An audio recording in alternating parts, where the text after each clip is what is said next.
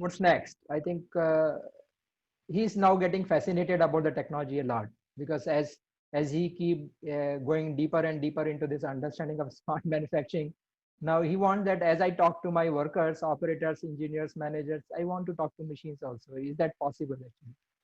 So it's fine. I think if you have a vision to do that, there's a technologies available which will enable you to do that also.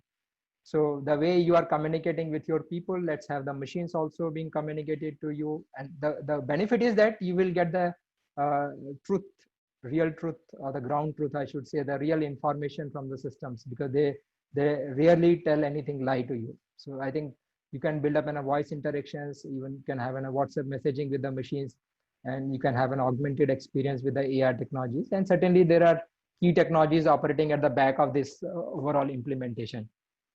So we have experimented with, we build up in a kind of a WhatsApp interface with our machines also, which we will demonstrate in some of the sessions, where you can directly communicate with the machines as we ask people whose production is going on, which part is faulty, how many are being rejected today, whose order is in process right now, when you are ready to deliver this. If there is any fault, machine can call you also, it can ask for this.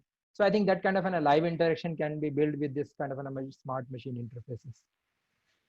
And certainly at the back end, the cyber physical systems is very important to build this kind of a layered interfaces, where you will be putting technology all together to uh, uh, start from the basic connections to making the data available, and to convert this data into the information, and then make this data available at the cyber level for analysis.